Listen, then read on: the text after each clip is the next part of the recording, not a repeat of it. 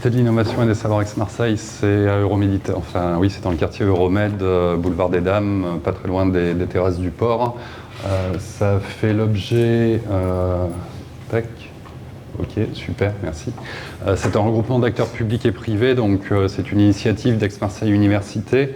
Le constat de notre actuel président d'Aix-Marseille Université, Éric Berton, c'était qu'il y avait plein d'entreprises, on a 4000 chercheurs, on forme 83 000 étudiants. On est la plus grande université francophone du monde, tant que les Parisiennes n'auront pas fusionné, les Lyonnaises non plus, ce qui nous laisse encore pas mal d'années, je pense, parce qu'ils se mettent des coups de couteau les uns les autres. Nous, on a réussi. Donc c'est une bonne chose pour nos étudiants, mais aussi pour le territoire. Et donc on ne pouvait pas ne pas avoir un lieu visible pour permettre aux entreprises d'innover. On s'est associé à plusieurs partenaires, la Métropole qui a créé l'accélérateur M, qui est localisé à la 6e au rez-de-chaussée. Nous on a la partie droite avec différents partenaires, dont Enedis qui a créé son laboratoire en intelligence artificielle notamment, puisqu'on a quelques compétences. L'IA est née à Marseille. Le premier logiciel d'intelligence artificielle, c'est un professeur qui s'appelait Alain Kolmerauer et qui a créé Prologia. Ça, il faut le savoir, on crée plein de choses dans nos laboratoires de recherche. Souvent, dès que vous prenez un médicament, dès que vous allez vous faire vacciner, ça a été créé dans un laboratoire de recherche académique. Ça n'a pas été créé chez Pfizer, chez Moderna, chez BioNTech ou les autres. C'est né dans un labo de recherche académique avec de la matière grise qui est un cerveau qui génère des connaissances. Les chercheurs génèrent des connaissances. Ils n'ont pas pour vocation, ils peuvent créer des entreprises sur la base des connaissances générées pour créer des startups. Et donc on s'est associé à la Métropole, on s'est associé à CMA-CGM qui a créé The Box, donc qui a déménagé en juillet 2024 sur le site Grand Central à côté de la Poste Colbert, et également l'Occitane. Pourquoi s'être associé à ces deux fleurons économiques locaux?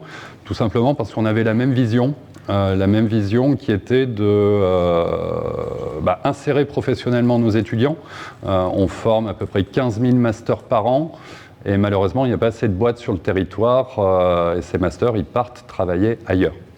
Et donc on a des actions socialement engagées, on souhaite que nos étudiants qui viennent étudier à Aix-Marseille Université puissent travailler ici, et donc on a aussi une responsabilité qui est de créer plus d'entreprises, de s'associer aux entrepreneurs locaux, de manière à ce que les startups qui peuvent être issues de nos laboratoires puissent lever des fonds. Et donc ça nous a permis, typiquement, cette collaboration de lever des fonds avec Obratory, mais aussi avec CMA-CGM, et d'accompagner des startups, certaines de leurs startups qui le désiraient, à leur mettre de la technologie, c'est-à-dire qu'on prend des connaissances générées par des chercheurs et on l'implémente dans un produit ou dans un service.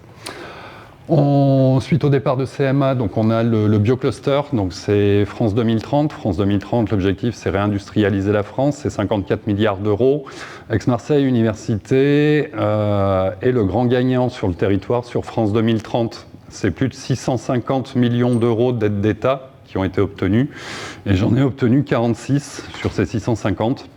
Pour mettre en œuvre le projet 6M+, et également tout ce qui va toucher à la valorisation de la recherche qui est générée dans nos laboratoires et renforcer l'entrepreneuriat de nos étudiants. Globalement, à la CISAM, notre offre de services, on cumule les offres de services de tous nos membres partenaires et de nos pseudo-filiales ou filiales.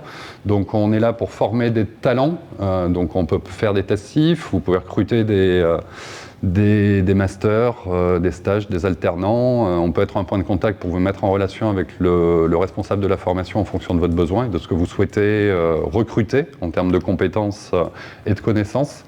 Derrière, tout ce qui est mise en relation qualifiée, une entreprise qui a un besoin en innovation, on va vous identifier le chercheur ou l'enseignant-chercheur avec qui vous allez pouvoir discuter pour envisager un projet de recherche, répondre à des appels à projets collaboratifs subventionnés, type ANR, Horizon Europe également, au niveau de la Commission européenne, et aussi la mise en réseau avec l'ensemble des incubateurs, accélérateurs du territoire.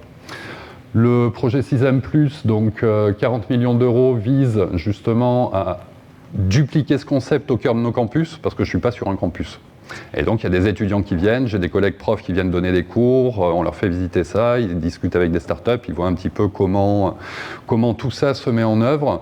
Et donc sur ces campus, on va ouvrir des mètres carrés labellisés 6M+, et les étudiants auront un Fab Lab avec un ingénieur pour pouvoir prototyper leurs idées gratuitement. Les enseignants-chercheurs également pourront venir prototyper leurs idées. Et un open space où les entreprises peuvent venir aussi se mettre une journée, 2 journées, 3 journées. Donc on n'est pas sur des milliers de mètres carrés, hein, on est sur des quelques centaines de mètres carrés au début. Et derrière, on va créer de nouveaux diplômes, donc un DU Innovation, un diplôme universitaire destiné aux étudiants d'AMU qui sont inscrits dans une composante d'Aix-Marseille Université, en fac de pharma, en fac de droit, en fac de médecine, en fac d'éco, en faculté des sciences du sport, et qui pourront suivre des cours en plus. Et l'objectif de suivre ces cours en plus, c'est de leur allouer un diplôme gratuitement, c'est-à-dire qu'ils ne vont pas payer de nouveaux frais d'inscription, puisqu'une inscription à l'université, c'est 435 € pour un coût annuel d'à peu près 10 000 € en moyenne, et c'est ce qui est pris en charge sur l'impôt des Français, et donc on a aussi un devoir, c'est la bonne utilisation des deniers publics en ces temps où la seule croissance que l'on connaît, c'est surtout le déficit de l'État et l'augmentation de l'intérêt de la dette, et donc des temps durs qui s'annoncent. Ce diplôme, l'objectif, c'est de mélanger nos étudiants. Donc on va avoir des gens de la fac de droit, de la fac d'éco, de la fac de sciences, de Polytech, l'école d'ingénieurs également. Et donc ils vont sélectionner des projets. Donc on va sortir une plateforme numérique pour que les entrepreneurs puissent proposer leurs projets d'idéation. C'est-à-dire que ce qu'on propose, c'est récupérer les idées et ensuite faire le prototype en prenant l'idée sous l'ensemble des champs disciplinaires, réglementaires, ça va être quoi le business model, le business plan, ça va être quoi la technologie qu'il y a derrière, et on va passer de l'idée au prototype et on restituera ce prototype au partenaire qui nous l'aura demandé. Où on ira créer des startups issues de nos labos. Vous avez ici la maquette du DU, donc tout ce qui est en bleu, c'est en MOOC, en e-learning. On est en train d'hybrider toutes ces unités d'enseignement. On s'est associé également, parce que dans l'innovation, pour avoir travaillé dans 2 petites entreprises qui s'appellent Decathlon et L'Oréal au niveau international, le design industriel est très important pour pouvoir innover, puisqu'une innovation, c'est l'arrivée d'un produit ou d'un service sur le marché qui va un petit peu révolutionner l'usage et les technologies. Donc on s'est associé avec l'école de Condé, merci Jacques, parce qu'on en avait parlé il y a déjà longtemps, et ça y est, on va le faire, enfin. Et on va mettre en application ensuite sur des hackathons, des business games, mais aussi des projets tutorés interdisciplinaires, où les étudiants vont être regroupés pour passer de l'idée du partenaire qu'il a souhaité déposer au prototype pour pouvoir l'y restituer. On va ouvrir 8 antennes sur les sites et au cœur de nos campus, et donc les possibilités de collaboration entre nous. Premièrement, c'est si vous avez envie d'accompagner des étudiants qui se lancent dans le textile, par exemple, qui ont un projet d'entreprise, on recherche des mentors bénévoles qui souhaiteraient suivre et coacher un petit peu ces étudiants pour que ces étudiants ils ne fassent pas les mêmes erreurs que celles que vous avez faites.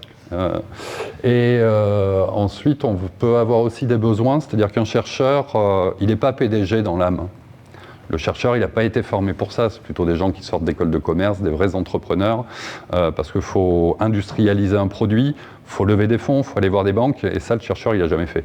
Donc ce qu'on recherche aussi, c'est des profils de personnes qui seraient intéressées pour se marier, entre guillemets, avec nos chercheurs. Nos chercheurs, ce sont des conseillers scientifiques. Par contre, on n'a pas de directeur technique et on n'a pas beaucoup de PDG. Et donc, on est intéressé pour marier un petit peu tout ça. Donc, si vous connaissez dans vos réseaux des personnes qui seraient intéressées pour prendre la direction d'une start-up deep tech, c'est-à-dire issue de nos laboratoires de recherche, n'hésitez pas à nous solliciter, on sera ravis de discuter avec eux et de les mettre en relation sur des projets potentiellement intéressants à forte valeur ajoutée pour le territoire.